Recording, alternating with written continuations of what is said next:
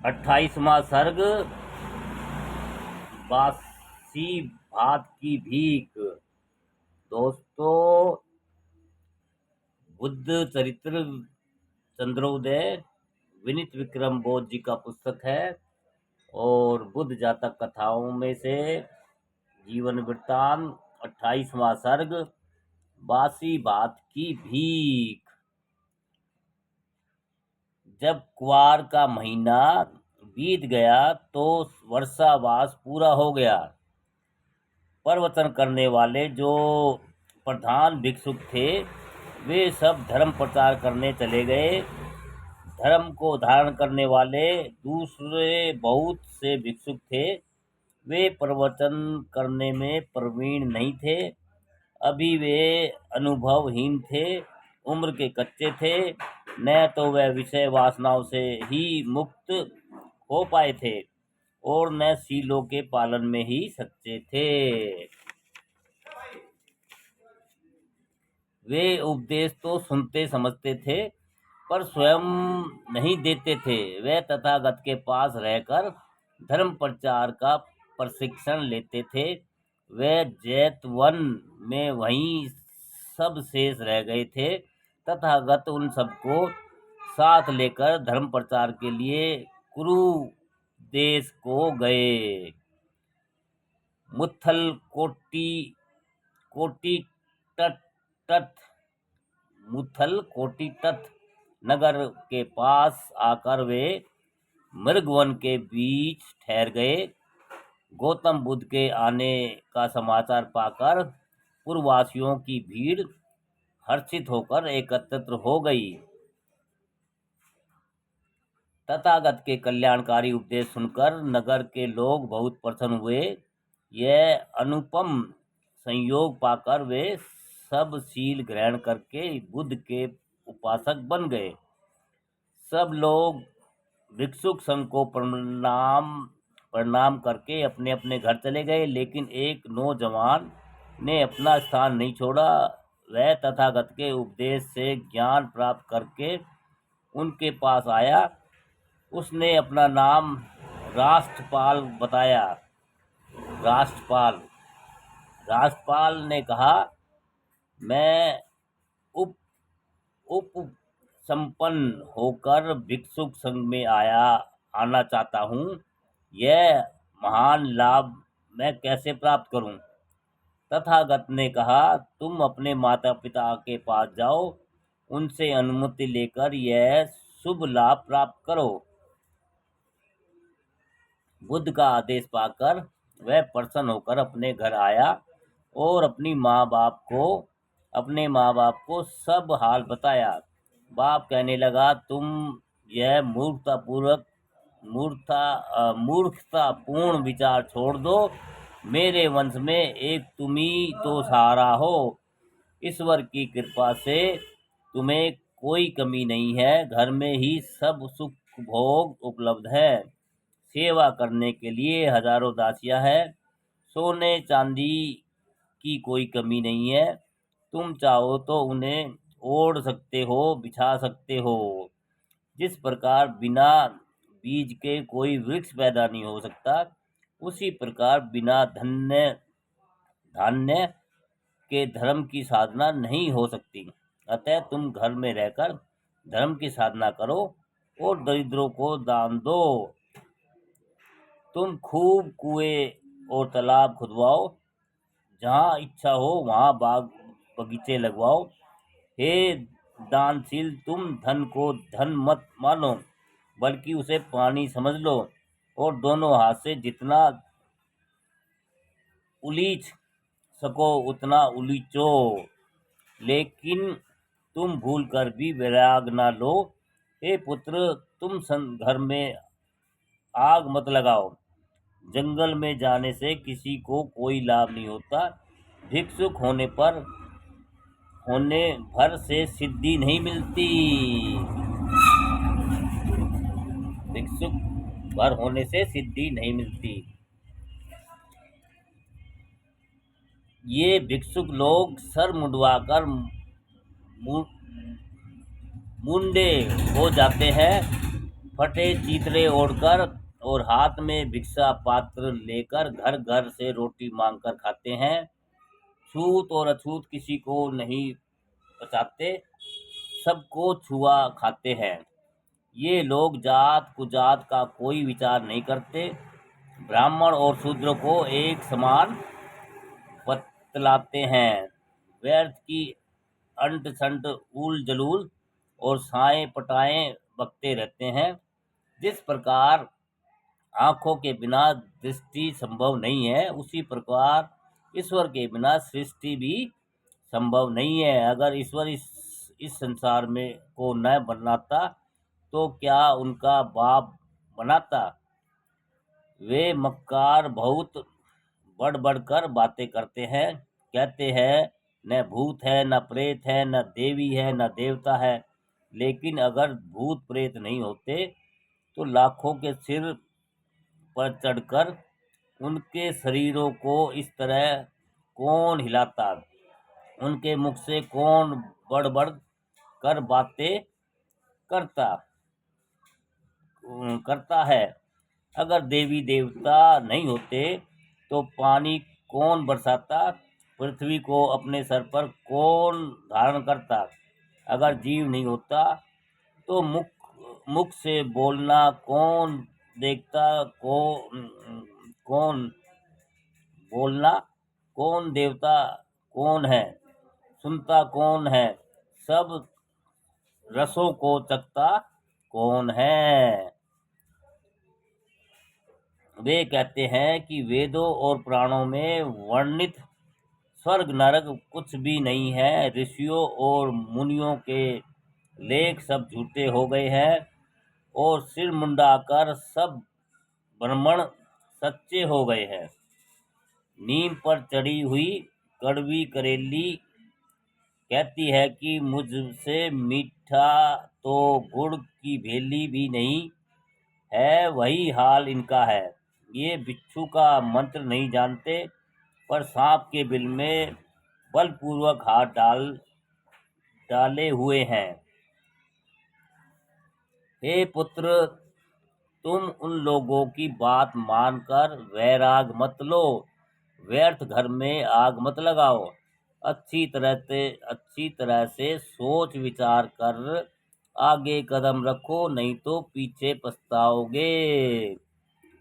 जहाँ तक वश चला वहाँ तक पिता ने उसे उसके संकल्प से पीछे खींचने का प्रयास किया, फिर भी हठी बेटे ने अपना वज्र के समान कठोर हट नहीं छोड़ा। अब मैं दाना पानी की तरह देखूंगा भी नहीं, अब मैं दाना पानी की तरफ देखूंगा भी नहीं। या तो वैराग लेकर रहूंगा, नहीं तो प्राण दे दूंगा। ऐसा कहकर राष्ट्रपाल अपनी आंख और मुंह बंद करके बिना बिचोले बिछोने के ही पेट के बल जमीन पर लेट गए।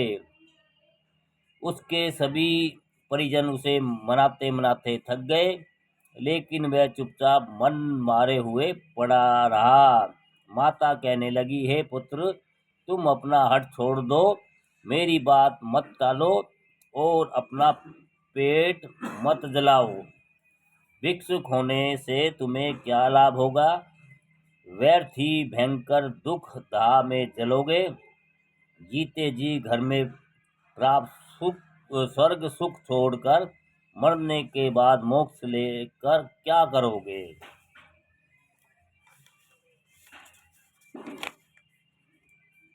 हम दोनों प्राणी अब बूढ़े हो गए हैं, तुम चले जाओगे तो हमें इस घर में पानी कौन देगा? वहाँ जाकर तुम किसी भिक्षुक की सेवा करोगे और यहाँ तुम्हारे माँ बाप की दुर्गति होगी। यह तो वही बात हुई ना कि जन्म देने वाली माता तो पुत्र के लिए तरसती रहे और पड़ोसिन पुत्र वाली बनकर आगे आगे ठहराने लगे। जो सगे संबंधी हैं वे तो मट्ठे के लिए तरसते रहे और धोखेबाज लोग दूध मलाई उड़ाए। हम लोग तो पके हुए फल है, किसी भी दिन झड़ जाएंगे। इस संसार में कब तक सड़ते रहेंगे? हमारे बाद पैतृक संपत्ति का कौन लेगा? हमें अग्निदान कौन देगा? हमें तो पितृपक्ष में कोई पानी देने वाला भी नहीं होगा। हम घोर नरक में पड़कर ग्लानि में गलते रहेंगे। हे लाल, तुम असमय ही वैराग मत लो। भला तुम्हें घर में क्या कमी है? बहनें कहती थी, हे भाई, तुम हमें छोड़कर वन को मत जाओ, नहीं तो हमारी नैया कौन पार कर लगाएगा। 5 बहनों के बीच में तुम एक ही तो सारे हो। तुम हमें आंखों के तारे की तरह प्रिय लगते हो। जिन औरतों को मायके में कोई सहारा नहीं होता, उन्हें ससुराल में भी कोई सम्मान नहीं मिलता। जिनके मायके में भाई भतीजे नहीं होते, उनके लिए कोई तीज त्योहार नहीं होता। उनकी अनेक विवाहित पत्नियां रो रो कर कहती थी, हे प्रियतम, तुम्हारे बिना हमारे साथ प्रेम का निर्वाह करने वाला कौन है? तुम्हारे सामने ही हमारी नंदे और सासें हमें असहनीय कष्ट देती हैं।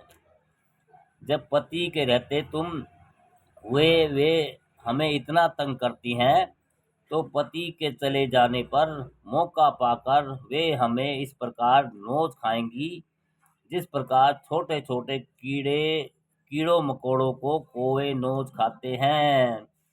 ए प्रियतम, अगर तुम वन जाते हो तो हमें अपनी जवानी का कोई लाभ न मिल पाएगा।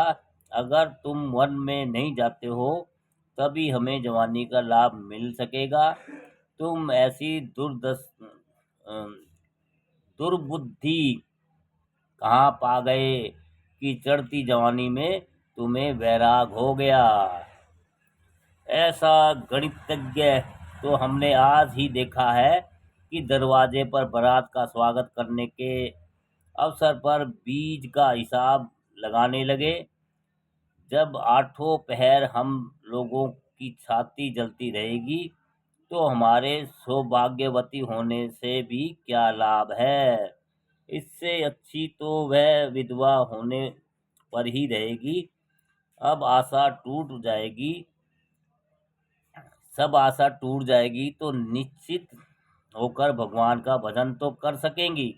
उसके मित्र कहते थे, हे मित्र, इस प्रकार घर बार छोड़कर वन में चले जाने से तुम क्या पाओगे? तुम्हें नासमझ और नादान जानकर बड़े बूढ़े भिक्षु तुमसे अपनी सेवा करवाएंगे। यहाँ तो तुम्हारे नौकर चाकर तुम्हें पैरों में जूते पहनाते हैं, और वहाँ तुम्हें अपने सिर पर दूसरों के जूते ढोने पड़ेंगे। तुम हमेशा हमारे ही साथ खेले कूदे, अब हमसे मित्रता तोड़कर इस प्रकार मुंह मोड़कर चले जा रहे हो। जब राष्ट्रपाल किसी के मानने से नहीं माना, अपना हट नहीं छोड़ा, तो एक सियाने आदमी ने उपाय बताया। अगर इस प्रकार अनशन करते हुए वह मर जाएगा तो भयंकर शोक के अलावा तुम्हारे हाथ क्या आएगा?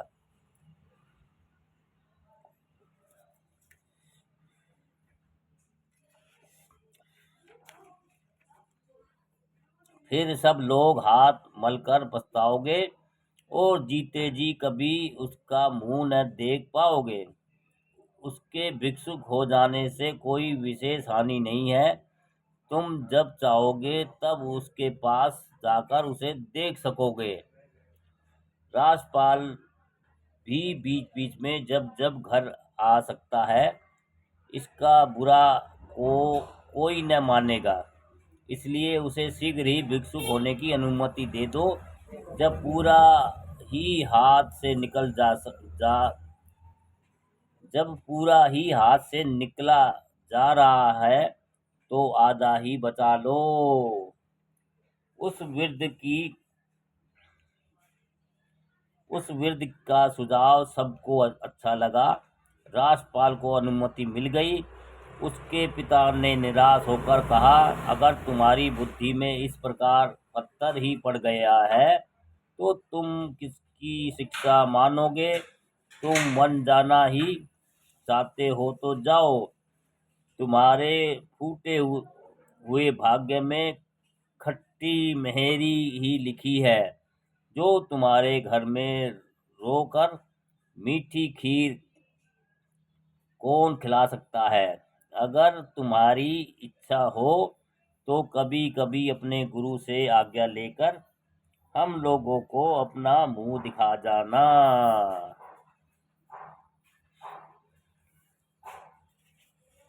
ऐसा कहकर अभागा बाप व्याकुल होकर अपनी आंखों से आंसू बहाने लगा।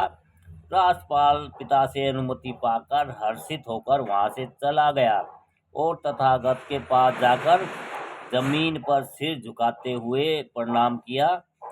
अत्यंत उतावला देखकर महासम्रण ने उसे शीघ्र ही उपसंपन्न करके संघ की शरण में ले लिया।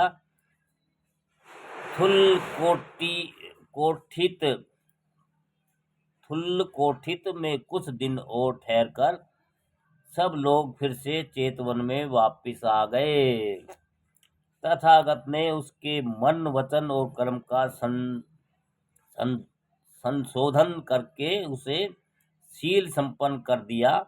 सभी प्रकार की विषय वासनाओं का निवारण करके उसे धर्म का प्रशिक्षण दिया। पारस के संयोग से लोहा सोना हो गया। तथागत के सामीप्य से राजपाल सच्चा सम्रण बन गया। एक दिन वह उनके पास आकर बोला, मेरे माता पिता ने जब मुझे भिक्षुक होने की अनुमति दी थी तब उन्होंने एक शर्त लगाई थी। उनकी शर्त यह थी कि भिक्षुक होने के बाद भी मैं घर जाऊंगा और अपने सब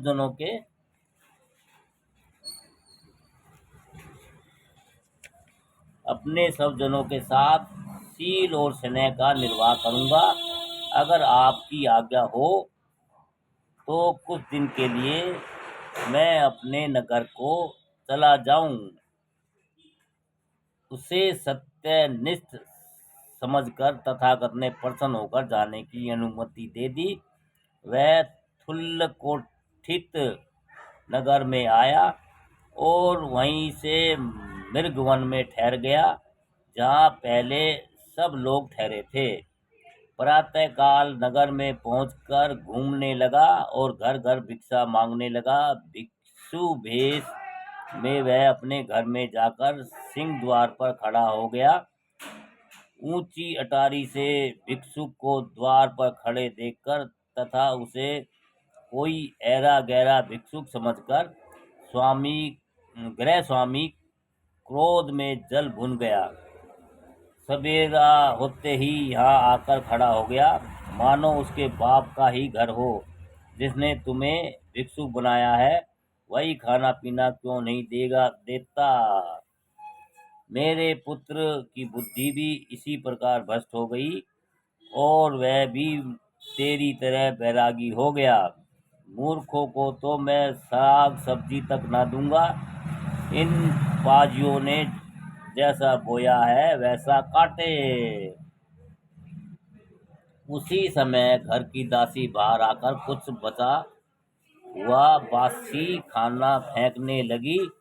तब राजपाल ने उससे कहा, बहन, उसे मत फेंको। अगर वह भोजन यहाँ किसी के खाने के योग्य न हो तो मुझे क्यों नहीं दे देती?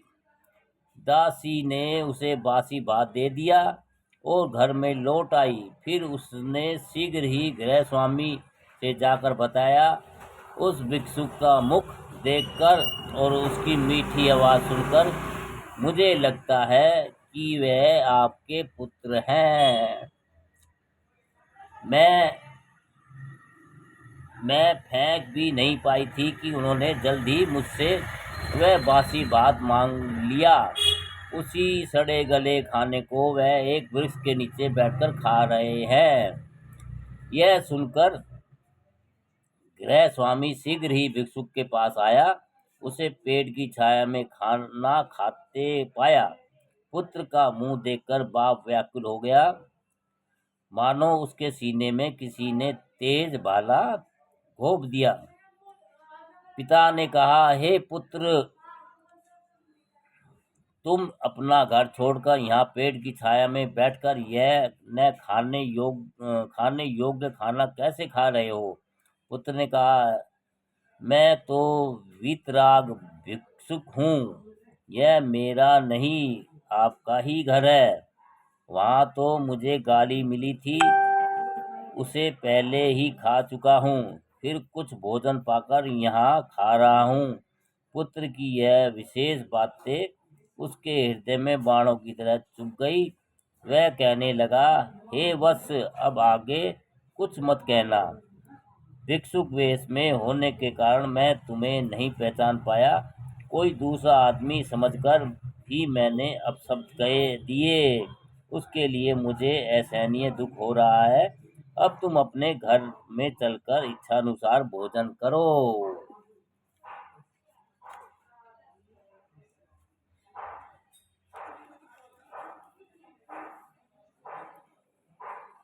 हाथ मुंह धोकर राष्ट्रपाल कहने लगा, आज तो मेरा पेट भर गया। अगर कहो तो कल तुम्हारे घर जाकर भोजन करूं।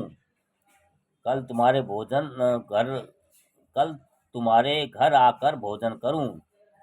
पुत्र की बात सुनकर पिता ने सतर्क होकर अगले दिन भोजन का निमंत्रण दिया। दूसरा दिन आने पर पिता को बड़ा हर्ष हुआ।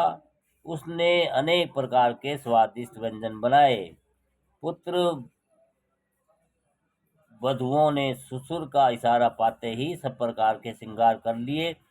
सोना चांदी मणिक मुक्ता एवं ज्योति से जगमगाते हुए हीरा जवाहरात उसने पेटियों से बाहर निकाल लिए।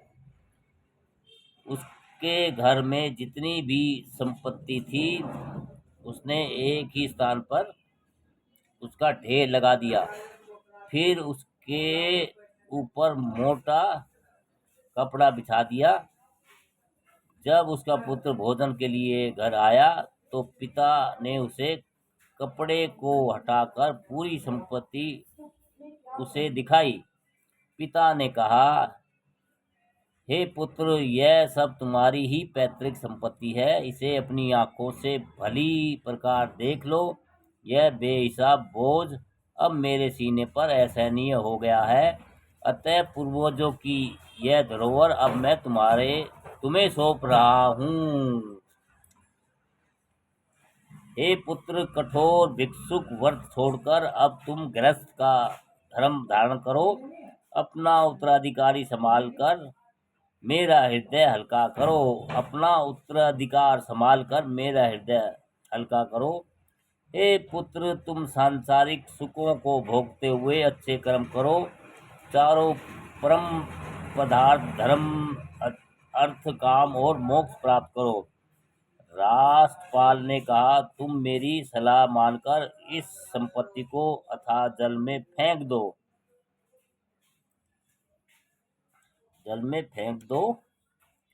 नहीं तो इसे देख देख कर निरंतर दिन रात जलते रहोगे, कभी चैन न पाओगे।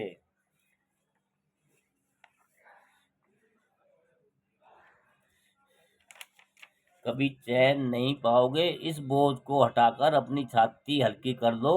यह पृथ्वी की धरोहर उसी को सौंप दो। घर में मत रखो, नहीं तो अंत में तुम तड़प तड़प कर मरोगे और तुम्हारे जीवन की डोर आसानी से नहीं टूटेगी। पुत्र के वचन सुनकर पिता की आशा चूर चूर हो गई। दर्पण पर धन चोट पड़ गई। दर्पण दर्पण पर घन की चोट पड़ गई। बतासे पर पानी पड़ गया। उसी समय उसके द्वारा छोड़ी हुई उसकी अभागी पत्नी उसके पैर पड़कर विलाप करने लगी, हे प्रियतम, काम कीड़ा में सुख देने वाली ऐसी कौन सी सुंदर अप्सरा तुम्हारे हाथ लग गई है? तुम हमें उस अप्सरा का नाम बता दो जिसके लिए दिन रात भीषण वैराग व्रत की साधना कर रहे हो, ताकि उसे देखकर हम लोग भी अपनी आंखें ठंडी कर लें। सभी सुख भोगों से व्यक्ति का संकल्प धारण करके करने वाला राष्ट्रपाल बोला, हे बहनों, तुम अपने बहुत बड़े तुम अपने बहुत बड़े भ्रम को छोड़ दो। इन संसार में कहीं भी ऐसी कोई अप्सरा नहीं है जिस पर मैं स्मरण का मन मोहित हो जाए। संसार के सभी सुख भोगों को दुख में जानकर ही मैं उन्हें छोड़कर शरीर को योग्य में तपा रहा हूँ। अपने पति के मुख से सभी विकारों को नष्ट करने वाले तथा काम के उन्माद को शांत करने वाले विपरीत संबोधन को सुनकर राष्ट्रपाल की पत्नियां पछाड़ खाकर जमीन पर गिर पड़ी। वे न हिलती थी, न डुलती थी और न ही बोलती थी। उन सब स्त्रियों की दशा देखकर राष्ट्रपाल ने अपने पिता का मुख देखकर कहा, या तो मुझे भोजन दो, अन्यथा यहाँ से जाने दो। यह नाटक मुझे अच्छा नहीं लगता। पिता ने समझ लिया कि पुत्र को विचलित कर पाना बहुत कठिन है, अतः उसने शीघ्र ही उसे इच्छानुसार भोजन कराया। राजपाल ने सरस और नीरस सभी प्रकार के भोजनों को उसी प्रकार समभाव से खाया जिस प्रकार उसने बासी भात को खाया था। उसके बाद गृह स्वामी से अनुमति लेकर वह मृगवन लौट गया। मृगवन में भिक्षु के आगमन का समाचार पाकर कुरु कुरु देश का राजा भेंट करने के लिए आया। उसने हाथ जोड़कर और थोड़ा सर झुकाकर राष्ट्रपाल को प्रणाम किया। उसी समय वहां 4 सेवक आए। वे राजा के बैठने के लिए फूलों का बना हुआ सुगंध आसन ले आए। सब कुरुराज ने राष्ट्रपाल से कहा, हे भिक्षुक, यहाँ आकर क्यों नहीं बैठते? राष्ट्रपाल ने कहा, महाराज, उस पर बैठे मेरे लिए यह स्थान ठीक है। राजा पुष्पासन पर बैठ गया तो राजा के साथ आए हुए 4 कर्मचारी भी बैठ गए। तब राजा ने कहा, तुमने अपना घर बार छोड़ दिया, इससे तुम्हें संसार में क्या सार मिल गया? मेरे विचार से ऐसे 4 कारण हैं जिनसे प्रभावित होकर भोले भाले लोग भिक्षुक बन जाते हैं। जो लोग बूढ़े हो जाते हैं उनके लिए अपना शरीर ही बहुत बड़ा बोझ बन जाता है। जो उन्हें ढोया नहीं जाता, वे संसार में दूसरों का सहारा पाकर ही जीवित रहते हैं। उनके परिजन उन्हें खाना पीना नहीं देते, कटु वचन कहकर उनका अपमान करते हैं।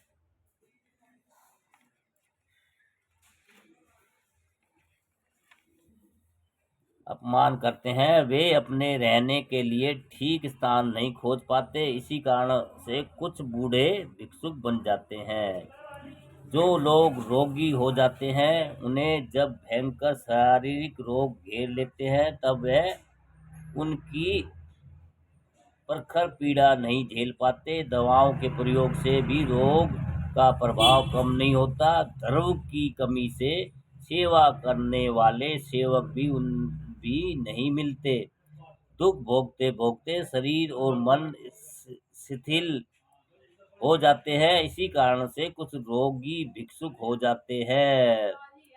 जो लोग बिल्कुल कंगाल और निर्धन होते हैं उनके पास शरीर ढकने के लिए कपड़े तक नहीं होते। घर में भूंजी भांग भी नहीं होती। उनके बेटों का बोझ भी उनके सिर पर आ जाता है। वे सब पेट की आग में जलते रहते हैं, कभी उनके पेट नहीं भर पाते, कड़ी मेहनत कर कर भी उन्हें कोई लाभ नहीं होता। इसी कारण से कुछ गरीब लोग भिक्षुक बन जाते हैं।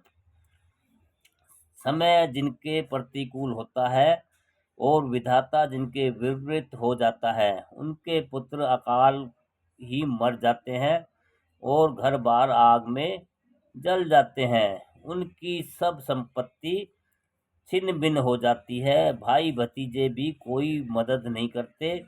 औरत के मर जाने से घर में कोई काम नहीं रह जाता। उसी कारण से कुछ भाग्यहीन लोग भिक्षुक हो जाते हैं। मैंने तुम्हारे सामने जो वर्णन करके बताए भिक्षुक बनने के, वही 4 कारण है।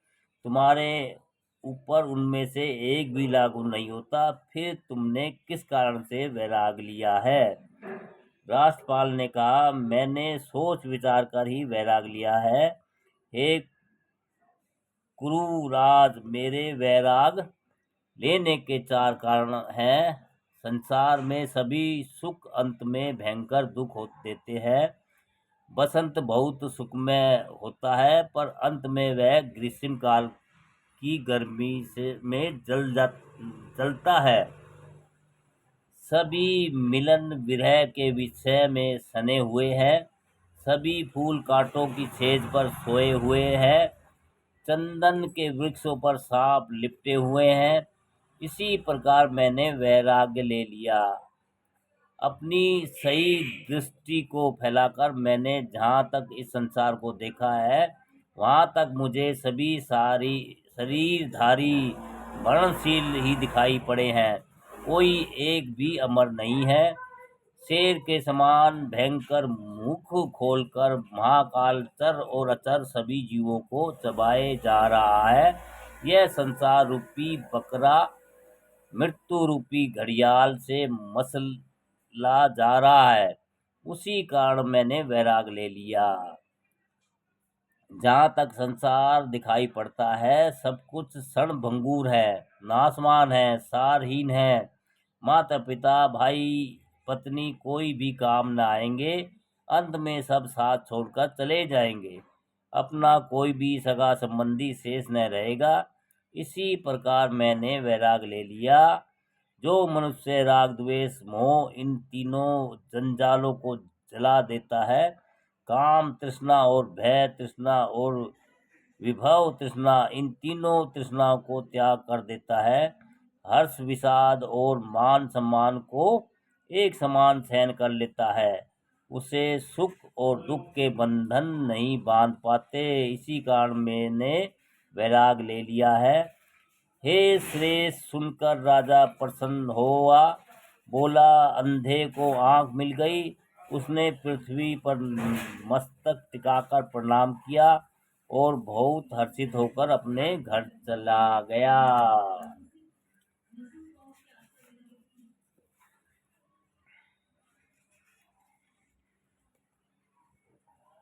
सभी आगंतुकों ने एक साथ जमीन पर मस्तक टेक कर आदर पूर्वक राष्ट्रपाल को प्रणाम किया। उसके बाद कुरुराज अपने राज्य कर्मचारियों के साथ प्रसन्नता से राजमहल को चला गया। उसी समय राष्ट्रपाल भी मृगमन को छोड़कर चला गया। अब वहाँ रहने का कोई काम नहीं था। वह वहाँ से चलकर फिर जैतवन में आ गया और तथागत के चरण कमलों में स्थान पा लिया। इस प्रकार बुद्ध के प्रभाव से राष्ट्रपाल का हृदय शुद्ध हो गया। उन्होंने अपने श्रेष्ठ ज्ञान के बल पर संसार में बड़ा नाम प्राप्त किया। दोस्तों, ये बुद्ध चरित्र चंद्रोदय पुस्तक, और दोस्तों इसमें आपका 28वां सर्ग चल रहा है। 28वां सर्ग, बासी भात की भीख। दोस्तों, सभी को नमो बुद्धाय। दोस्तों, सभी को जय भीम। दोस्तों, बुद्ध ज्ञान हमारा यूट्यूब पर चैनल है और उसमें हम ये वीडियो डालते रहते हैं, और किसी मित्र को हमारी वीडियो अच्छी लग रही हैं या अच्छी लगती है, ज्ञान लगता है, तो दोस्तों लाइक और कमेंट शेयर भी करते रहिए। अपने भाई बंद रिश्तेदारों को इसको शेयर भी करते रहिए, और हमारे चैनल पर हमारे लाइक शेयर कमेंट कर मदद करते रहिए। दोस्तों, सभी को नमो बुद्धाय, जय भीम। दोस्तों, और आज 28वां सर्ग था, उसके बाद कल 29वां सर्ग होगा। और दोस्तों, ये पुस्तक ऐसे ही धीरे धीरे पूर्ण हो जाएगी, और आधी पुस्तक के लगभग हम पहुंच गए हैं। इसमें पेज नंबर 366 तक हम आ चुके हैं। दोस्तों, सभी को नमो बुद्धाय।